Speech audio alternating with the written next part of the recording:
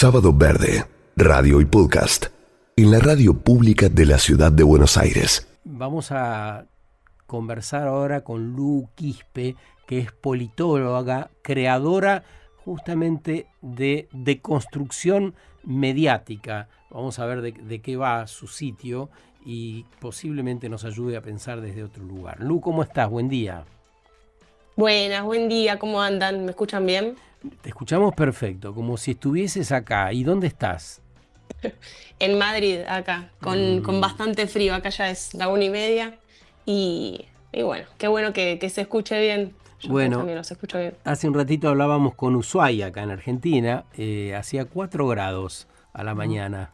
Estaba muy fresco. Ah, bueno, también. parecido acá, sí.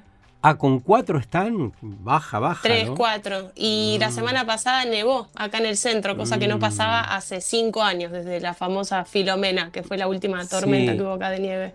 Sí, bueno, ¿qué pensás de esta necesidad de poner ojo en lo mediático, de revisar todo eso para tratar de conectar del modo que hace falta?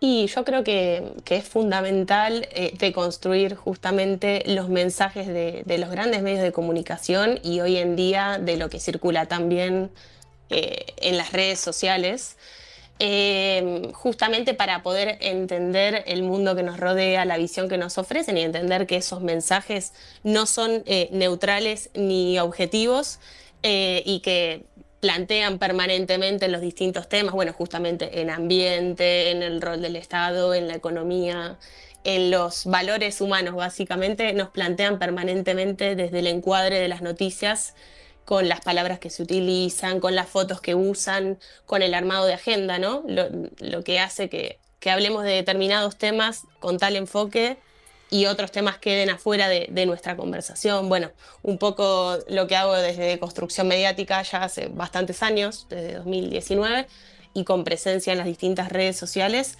es analizar esos mensajes desde un posicionamiento claro. Yo siempre digo, a veces me dicen, bueno, ¿por qué no analizás todos los medios en general? Yo tengo una postura principalmente que tiene que ver no tanto con lo partidario, sino con lo político, con evitar la concentración mediática, porque eso siempre afecta a las democracias, digamos, ¿no? Si siempre hay un mensaje que se impone por sobre otro. Y bueno, eso por ahí hace unos años tuvimos el debate en nuestro país y hoy en día creo que el debate tiene que salirse solamente de los medios tradicionales, cuando en realidad las grandes plataformas están también, en un primer momento aparecieron para democratizar la palabra y hubo una cierta fascinación.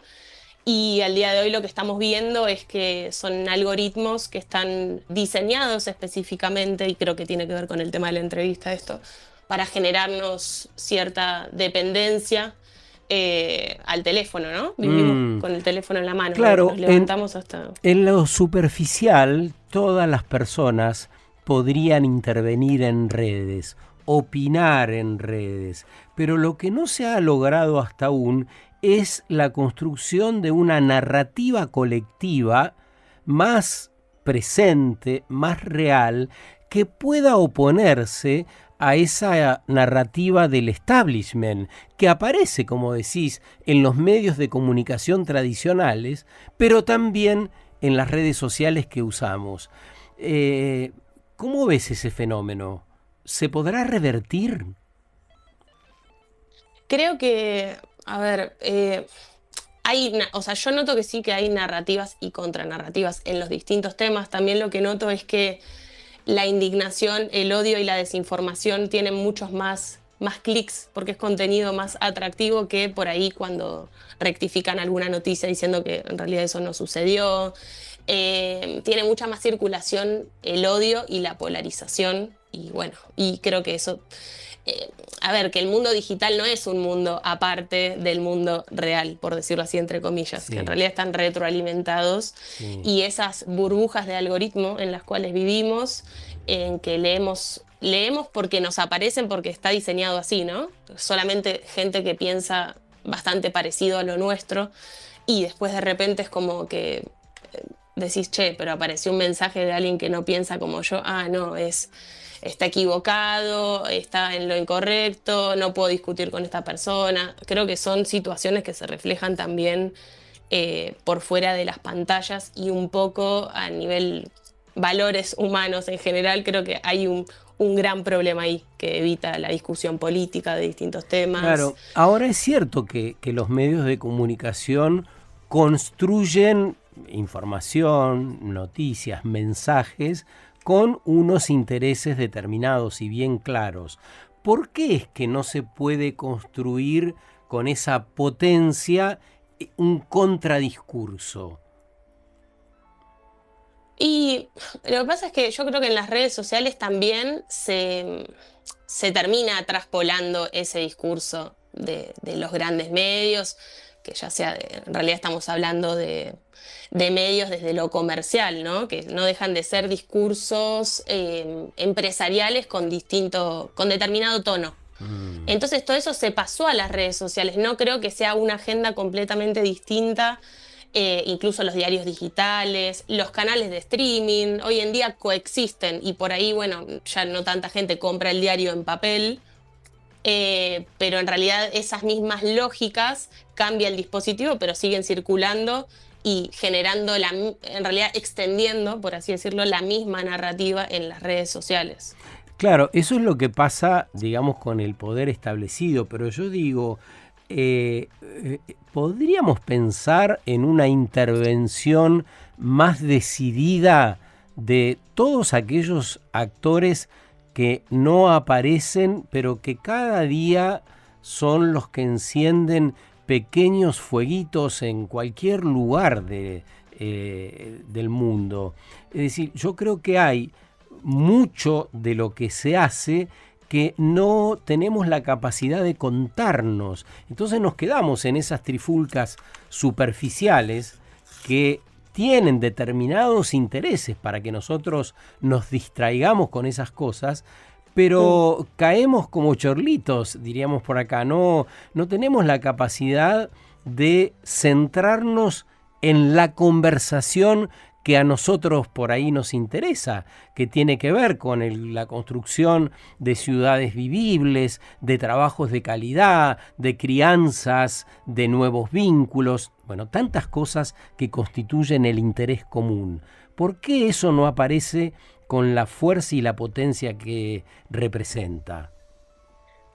Sí, o sea, yo creo que hay un montón de creadores de contenido. Este es el lado bueno de las redes, en realidad. Hay muchísimos creadores y creadoras de contenido con contranarrativas, por así decirlo, a lo que circula en los medios tradicionales y hay, bueno, muchos proyectos en cuanto a crítica de medios de comunicación o gente que realmente está llevando adelante proyectos que pueden tirar abajo, no sé, porque la denominada batalla cultural es algo permanente, no es algo que llega como a un punto definitivo, no es algo en permanente disputa, el sentido común o la visión del mundo que tenemos.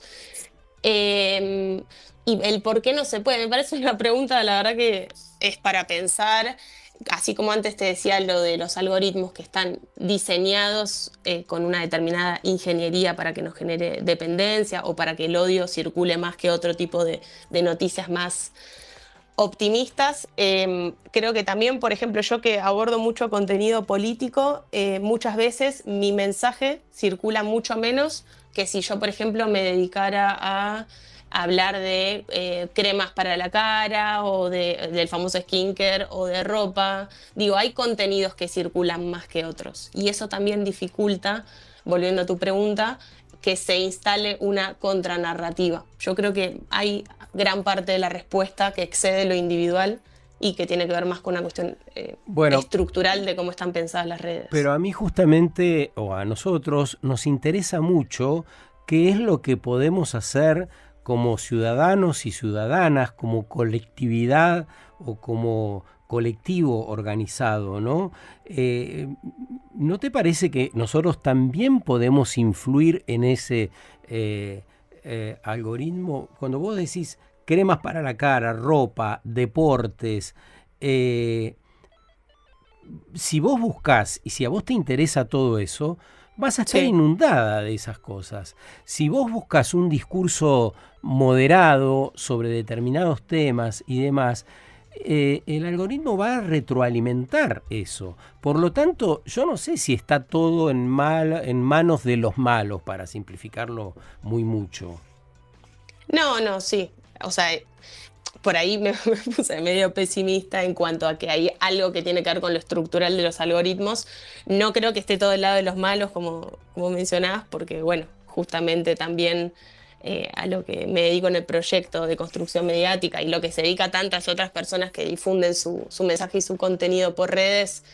Bueno, ahí está, por ahí cuesta un poco más que aparezca nuestro mensaje, pero estamos en el día a día. Mm. Y creo que una de las cuestiones fundamentales de todo lo que son las redes es poder usarlas también como un puente para el encuentro presencial. Que no sean un Mm. fin en sí mismo, porque está buenísimo para acceder a información, pero también creo que tendrían que servirnos como un medio para poder encontrarnos después, ya sea un encuentro en un parque con unos mates y charlando sobre determinado tema que a mucha gente le interese, un taller, una charla. En ese sentido, sí, son muy útiles para encontrarte con gente Mm.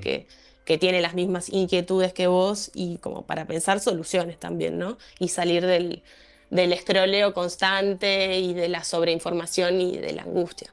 ¿Qué cosas te llaman la atención en el último tiempo en cuanto al mensaje político, las distorsiones que se producen? No sé, algo que nos ayude a entender mejor esas lógicas de distorsión y cómo son presentadas. Bueno, particularmente en la Argentina que vivimos, llenos de mentiras y contradicciones, porque yo creo que también necesitamos empezar a hablar de la mentira y la verdad. Cuando el presidente Trump dice que China tiene molinos de viento que se ponen como una especie de maqueta, que no Sí, funcionan y que solamente lo hacen para vender ese producto como un bien y servicio al exterior, está mintiendo descaradamente, porque China es el mayor productor de energías renovables. sí. Cuando Milei tendríamos 25.000 ejemplos de las estadísticas que da en la Argentina erróneas, también está mintiendo. Entonces me parece que es muy importante poder tener elementos para desentrañar la mentira, la distorsión. Sí, sí, es algo que lamentablemente está muy naturalizado, pero yo creo también que las comunicaciones hoy en día están más orientadas al impacto emocional, más que a la verdad o la mentira y los datos empíricos. O sea, hoy en día todo es, bueno, genero una noticia o una información o anuncio una política pública. Después si se lleva a cabo no es otra cosa, pero este rol también del vocero presidencial en Argentina o en otros Mm. países, creo que tiene que ver con generar ese impacto inicial y cuando después también por ahí uno se pone a tratar de explicar cosas con datos o con la realidad de cada cual en lo específico, en, qué sé yo, en ir al supermercado, en el acceso a medicamentos, etcétera, pierde relevancia, porque toda la comunicación está orientada en realidad a un impacto más de tipo emocional, donde los datos quedan en un segundo plano, porque por ahí explicar algo lleva mucho más tiempo que 30 segundos, 60 segundos. Eh, y mucha gente por ahí queda con ese primer impacto inicial, que por lo general es desde los sentimientos más negativos, como el odio o la Mm. indignación. Y una herramienta que yo uso, una herramienta, una estrategia, por así decirlo en realidad, lo uso Mm. bastante desde mi página, es comparar. Ayer justo subí un posteo de eso con el tema de comparando dos hechos distintos, como lo fue en su momento la cena de Olivos y la semana pasada el recital de Milei mientras la Patagonia se incendia, tratando de buscar un punto en común. Mi planteo fue, bueno, acá hay dos situaciones que son distintas, pero lo que hay en común en ambas situaciones es la desconexión del presidente y expresidente al momento de los hechos con el sufrimiento de un pueblo. En un caso el COVID y en el otro los incendios. Entonces, mi planteo era, si te molesta una cosa y no te molesta otra, entonces, ¿por qué no nos preguntamos si en realidad el punto es cómo te lo cuentan, cómo se arma esa narrativa? desde los grandes medios, en lugar de si te molesta el hecho en sí. Entonces uso mucho por ahí la técnica de la comparación para, para ver, para analizar si en realidad lo que jode a veces y lo que genera tanto enojo en la gente es más que nada quién lo hizo y no el qué. Yo creo que tenemos que volver al qué, en realidad. Sí, y siento que también tiene que ver con aquel lugar desde donde venimos. Estamos hablando todo el tiempo del nuevo paradigma y la necesidad de cambio, pero evidentemente no es tan fácil esa transformación. Yo pensaba con el último episodio de Milei, que viajó a Mar del Plata, subió a Sí, un escenario y se tuvieron ahí una situación amorosa, un beso en la boca durante un tiempo determinado. Si eso sí. hubiese pasado con una mujer presidenta, cualquiera, la que me quiera decir, de cualquier político, de cualquier extremo del polo que quiera partidario, hubiese originado una reacción diferente. ¿O vos crees que en estos tiempos no? Que también hubiese pasado como nada, como pasa el 60 dentro de un rato por acá.